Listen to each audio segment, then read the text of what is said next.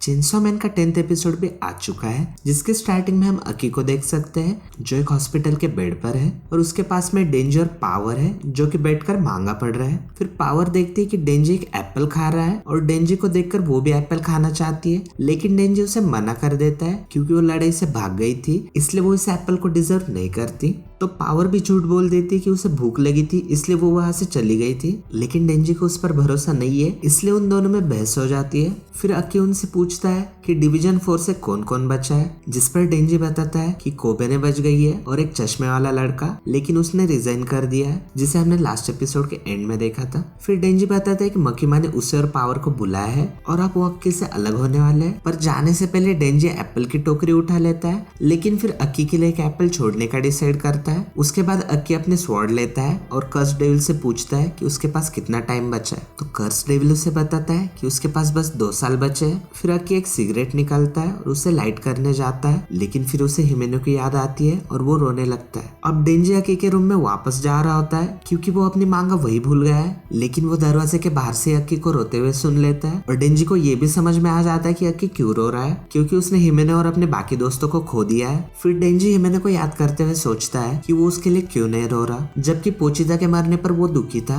और हिमेनो ऐसी पहली पर्सन थी जिसने डेंजी को एज अ फ्रेंड ट्रीट किया था, लेकिन फिर भी वो उसके लिए दुखी नहीं है। फिर डेंजी सोचता है कि अगर पावर मर गई तो क्या उसके लिए रोएगा, लेकिन फिर वो कहता है कि शायद नहीं, वो ना ही पावर के मरने पर रोएगा और ना ही अक्की के। वो तब मकीमा के बारे में सोचता है और गेस करता है कि अगर वो मर जाती है तो वो कुछ दिनों के लिए अपसेट जरूर होगा, लेकिन फिर वो जल्दी नॉर्मल भी हो जाएगा। फिर डेंजी सोचने लगता है क्या उसने अपना इंसानी दिल खो दिया है, लेकिन फिर थोड़ी देर में वो डिसाइड करता है कि वो सीरियस चीजों के बारे में नहीं सोचेगा। फिर डेंजी और पावर के जाने के बाद अक्की के पास मिचिको और युतारो आते हैं और वो लोग खुद को एज एडवाइजर्स इंट्रोड्यूस करते हैं जिन्हें मकीमा की रिक्वेस्ट पर भेजा गया है। फिर सीन कट होके डेंजी और पावर का दिखाते हैं जो कि ग्रेवयार्ड में मकीमा से मिलने आए हैं और मकीमा उन्हें बताती है कि होटल का इंसिडेंट और हाल ही में हुए अटैक से ये साबित होता है कि वो लोग डेंजी के पीछे। फिर डेंजी पूछता है कि मकीमा उन्हें ट्रेन करेगी, लेकिन मकीमा बताती है कि वो बहुत बिजी है और वो उन्हें इस जॉब के लिए एकदम सही आदमी से मिला रही है। और मकीमा उन्हें हिमेनो के सेंसे किशिबे के पास ले आती है, लेकिन उसका नाम बताने से पहले किशिबे उनसे कुछ सवाल पूछना चाहता है और वो डेंजी और पावर से पूछता है कि उनके साथियों के मरने के बाद उन्हें कैसा लगा और क्या वो लोग उनका बदला लेना चाहते हैं, जिस पर डेंजी और पावर कहते हैं कि उन्होंने इसके बारे में ज्यादा सोचा तो नहीं है और उन्हें बदला लेने में कोई इंटरेस्ट भी नहीं है। फिर किशिबे उनसे पूछता है कि वो इंसानों की तरफ है या डेविल्स की,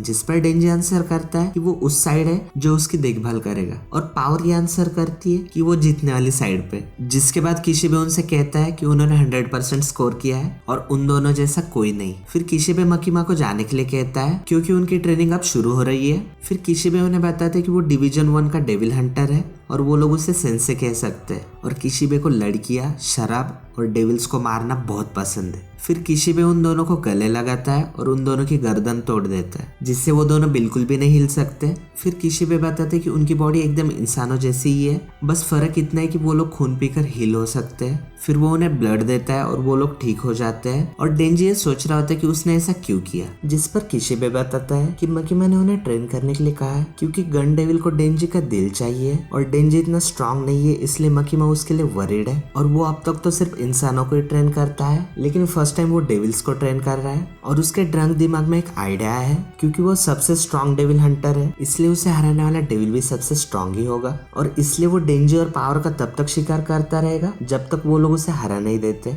अब डेंजी और पावर का मानना है कि वो पागल है, लेकिन जैसे ही किशिबे उन पर अटैक करता है, पावर एक ब्लड हैमर बनाकर डेंजी को देती है, लेकिन डेंजी के उस पर अटैक करने से पहले किशिबे डेंजी पर कई बार वार कर देता है और साथ में वो पावर का गला भी काट देता है, जिससे वो ये नोट करता है कि डेंजी इमॉर्टल है और पावर हाफ इमॉर्टल है और वो हमेशा किसी के सर को पीटने के बारे में ही सोचते रहते हैं। अब किशिबे बताता है कि वो हमेशा से एक ऐसा खिलौना चाहता था जो कभी टूटे नहीं और वो उन दोनों को बेस्ट बनाना चाहता है। फिर हम हॉस्पिटल का सीन देखते हैं। अक्की फॉक्स डेविल को बुलाने की कोशिश करता है, लेकिन वो नहीं आता है, जिसका रीजन युतारो बताता है। अक्की ने फॉक्स डेविल के पावर्स का गलत इस्तेमाल किया है, इसलिए फॉक्स डेविल उससे नाराज है और साथ में यूतारो ये भी बताता है कि वो कर्स डेविल का भी ज्यादा यूज नहीं कर सकता है। अक्की को तब पता चलता है कि वो लोग यहाँ पर क्यों आए हैं, पर वो दोनों समझाते हैं कि वो करियर कोचिंग करते हैं। और वो ये भी कहते हैं कि अगर अक्की इस इंसिडेंट के बाद रिजाइन करना चाहता है तो उन्हें कोई हैरानी नहीं होगी, और अगर वो अपना जॉब कंटिन्यू करता है तो भी कोई बात नहीं है, लेकिन ऐसा करने के लिए उसे और तैयारी की जरूरत है और उसे किसी स्ट्रॉन्ग डेविल के साथ कॉन्ट्रैक्ट बनाने की भी जरूरत है। तो अक्की कहता है वो ये जॉब नहीं छोड़ सकता क्योंकि उसकी वजह से उसकी फैमिली फ्रेंड्स सब मारे गए और वो अभी तक जिंदा है।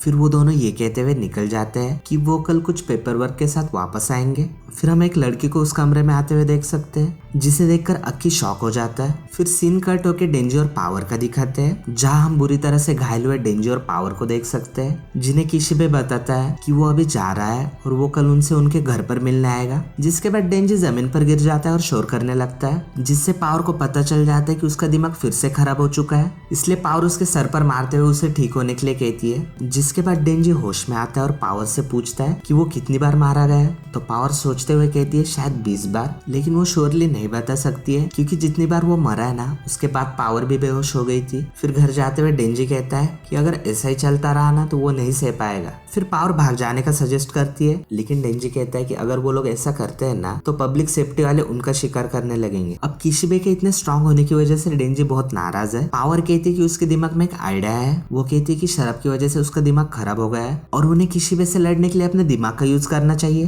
तब डेंजी को यह आइडिया बहुत पसंद आता है और वो लोग भी मांगा के स्मार्ट कैरेक्टर्स की तरह बनना चाहते हैं, जिसकी वजह से वो ऑलरेडी स्मार्ट महसूस करते हैं और फाइनली वो अपने दिमाग से उसे मारने का डिसाइड करते हैं। फिर हमें अगले दिन का सीन दिखाते हैं जहाँ पर पावर और डेंजी ने स्मार्ट दिखने के लिए चश्मे पहने हैं और वो लोग किशिबे का वेट कर रहे हैं। फिर जैसे ही किशिबे आता है ना उसके दरवाजा खोलने से ठीक पहले पावर और डेंजी अपने सुपर स्मार्ट ऑपरेशन को शुरू करते हैं, जहां पावर दरवाजे के थ्रू एक ब्लड स्पेयर फेंकती है, लेकिन किशिबे उससे बच जाता है। फिर हम किशिबे के ऊपर कुछ खून की बोतलों को देख सकते हैं जिन्हें पावर ब्लड स्पेयर में ट्रांसफॉर्म करके उस पर अटैक करती है, लेकिन किशिबे उनसे भी बच जाता है। फिर किशिबे सभी स्पेयर्स को तोड़ देता है। फिर डेंजी ऊपर के फ्लोर से आता है और किशिबे को एक से मारने का ट्राई करता है, बट किशिबे बहुत फास्ट है। वो 1 सेकंड में ही मुड़ता है और डेंजी को किक मारता है, जिससे डेंजी का चश्मा और मुंह दोनों ही टूट जाता है। फिर किशिबे नोट करता है कि उनका सबसे बेस्ट ट्राई था और उन्हें ऐसे अपने दिमाग का और यूज करना चाहिए, और वो आज सिर्फ 2 रीजंस की वजह से फेल हुए हैं। पहला तो ये कि पावर ने बहुत ज्यादा खून का यूज करके अपने आप को एग्जॉस्ट कर लिया, और दूसरा ये कि डेंजी किशिबे के हमले को प्रेडिक्ट नहीं कर पाया। किशिबे फिर इस ट्राई के लिए उन्हें कॉन्ग्रेचुलेट करता है और कहते हैं कि आज के लिए उनकी ट्रेनिंग खत्म हो गई।